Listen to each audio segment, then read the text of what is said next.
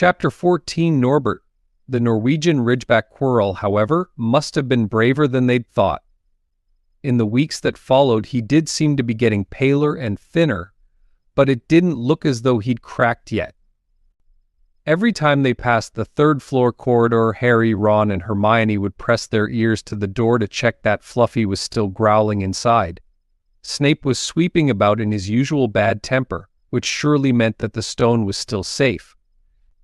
Whenever Harry passed Quirrell these days, he gave him an encouraging sort of smile, and Ron had started telling people off for laughing at Quirrell's stutter.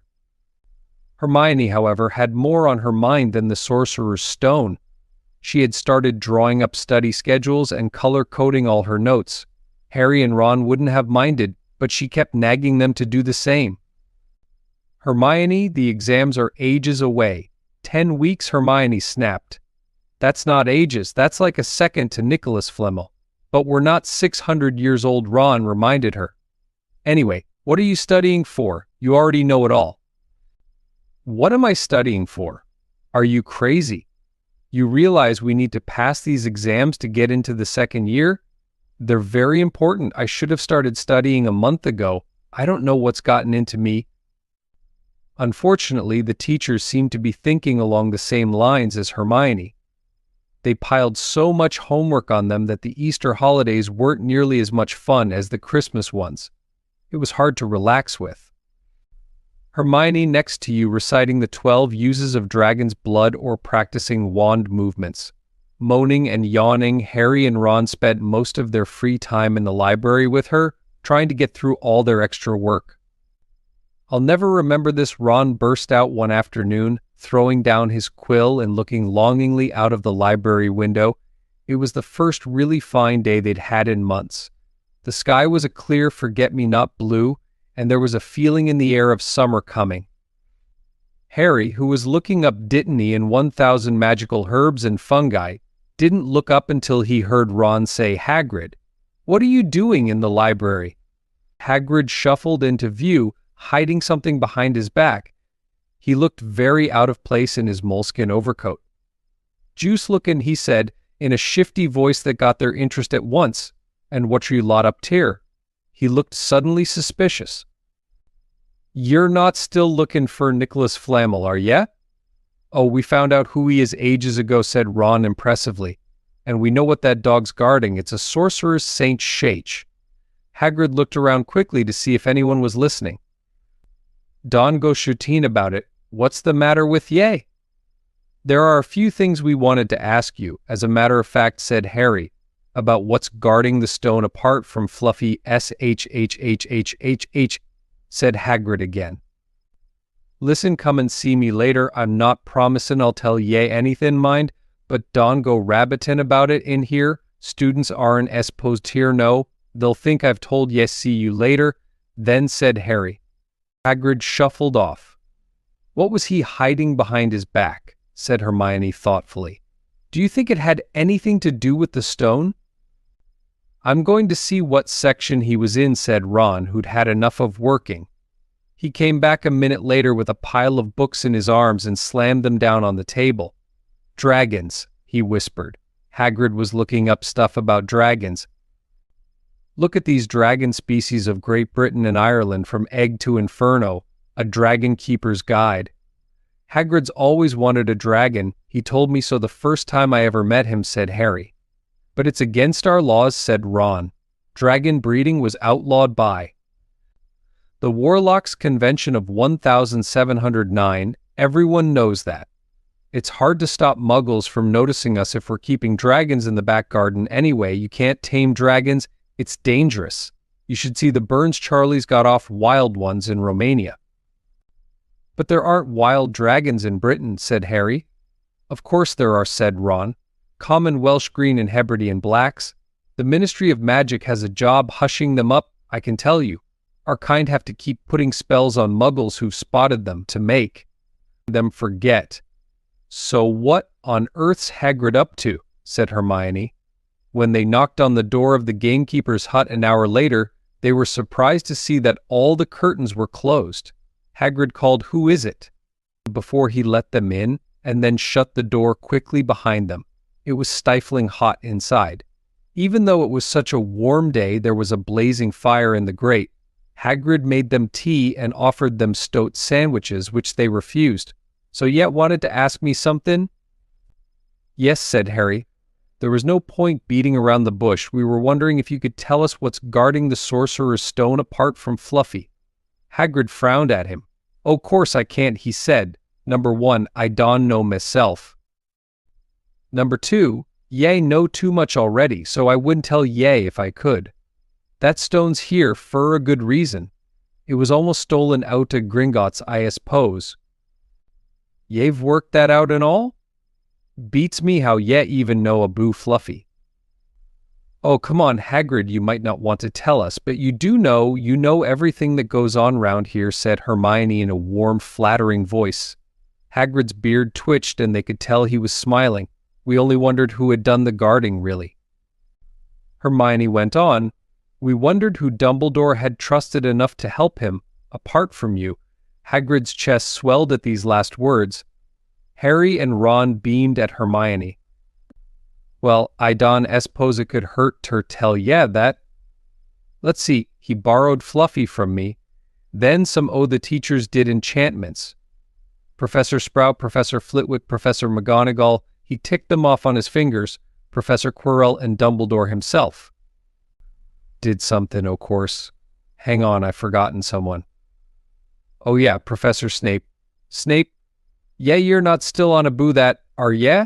Look, Snape helped protect the stone, he's not about ter steal it." Harry knew Ron and Hermione were thinking the same as he was. If Snape had been in on protecting the stone, it must have been easy to find out how the other teachers had guarded it. He probably knew everything except, it seemed, Quirrell's spell and how to get past Fluffy. "You're the only one who knows how to get past Fluffy, aren't you, Hagrid?" said Harry anxiously. "And you wouldn't tell anyone, would you? Not even one of the teachers?" "Not a soul knows except me and Dumbledore," said Hagrid proudly. "Well, that's something," Harry muttered to the others. "Hagrid, can we have a window open? I'm boiling." "Can't, Harry, sorry," said Hagrid. Harry noticed him glance at the fire. Harry looked at it too. "Hagrid, what's that?" But he already knew what it was. In the very heart of the fire, underneath the kettle, was a huge black egg. "Ah," said Hagrid, fiddling nervously with his beard, "that's ear." "Where did you get it, Hagrid?" said Ron, crouching over the fire to get a closer look at the egg. "It must have cost you a fortune." "Won it," said Hagrid. "Last night. I was down in the village having a few drinks and got into a game o' cards with a stranger. Think he was quite glad ter get rid of it, ter be honest. But what are you going to do with it when it's hatched?" said Hermione. "Well, I've been doing some readin'," said Hagrid, pulling a large book from under his pillow. "Got this out of the library, Dragon Breeding for Pleasure and Profit. It's a bit out to date, o' course, but it's all in here. Keep the egg in. The fire cause their mothers breathe on EMC, and when it hatches, feed it on a bucket o' brandy mixed with chicken blood every half hour. And see here how to recognize different eggs. What I got, there's a Norwegian Ridgeback. They're rare. Them?" He looked very pleased with himself, but Hermione didn't. "Hagrid, you live in a wooden house," she said. But Hagrid wasn't listening. He was humming merrily as he stoked the fire. So now they had something else to worry about.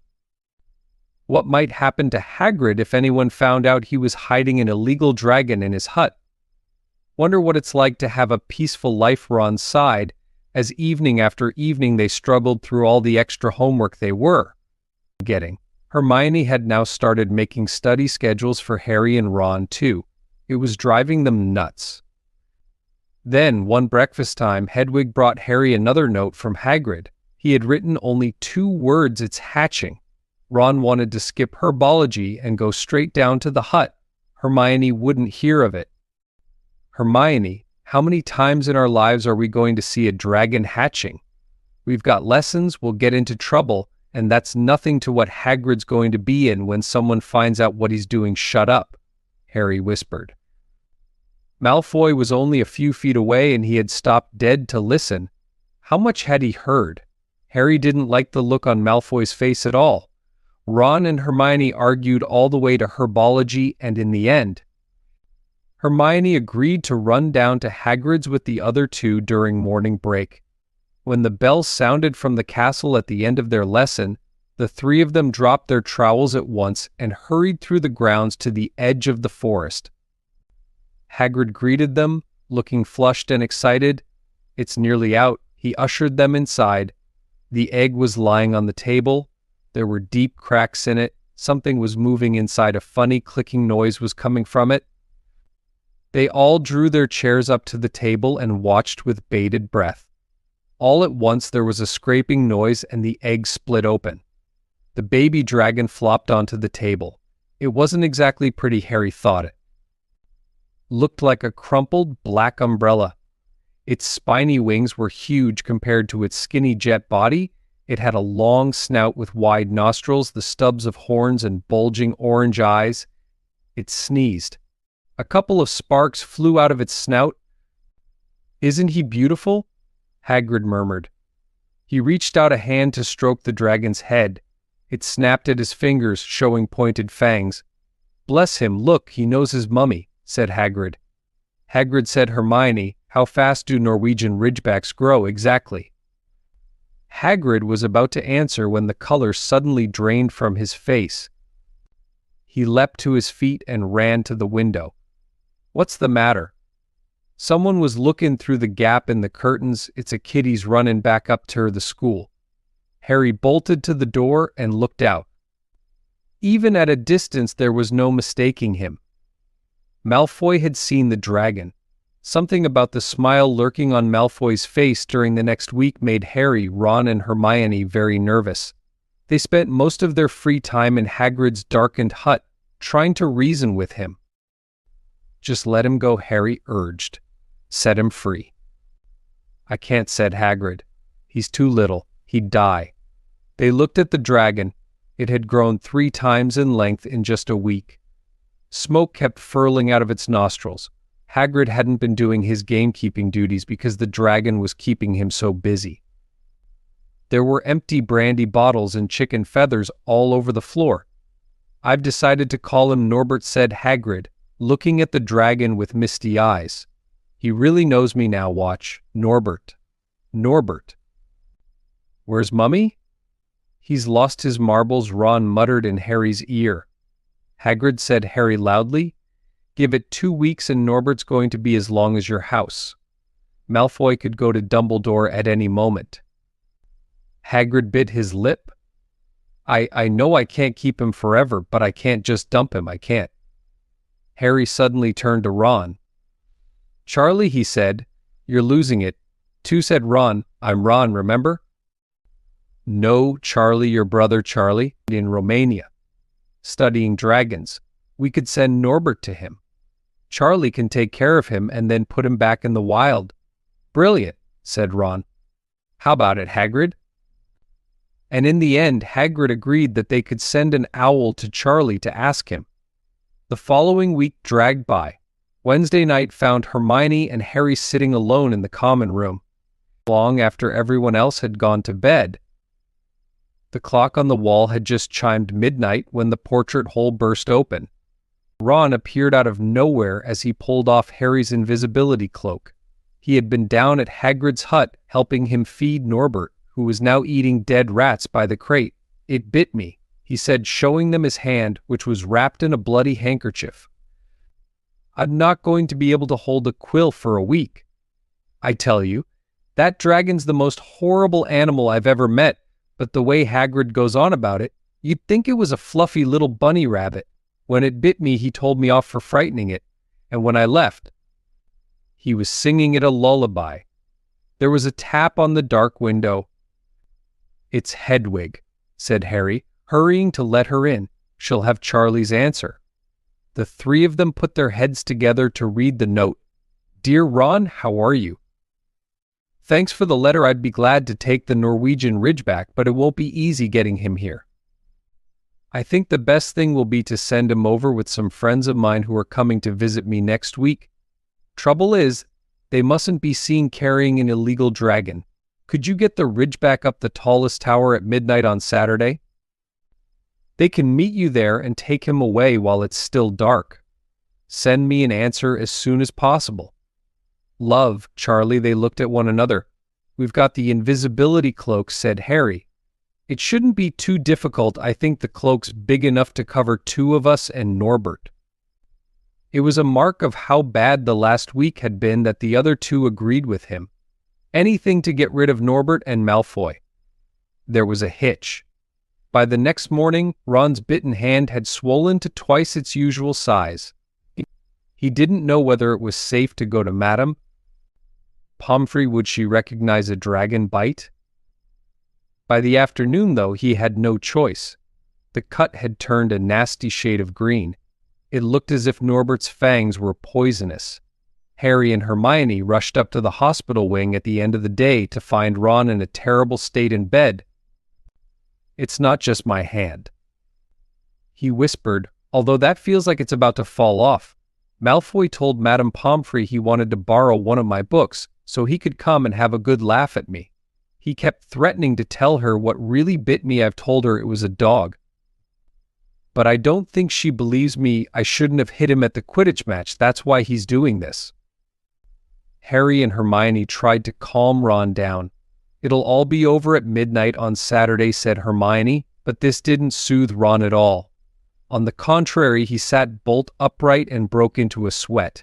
Midnight on Saturday, he said in a hoarse voice.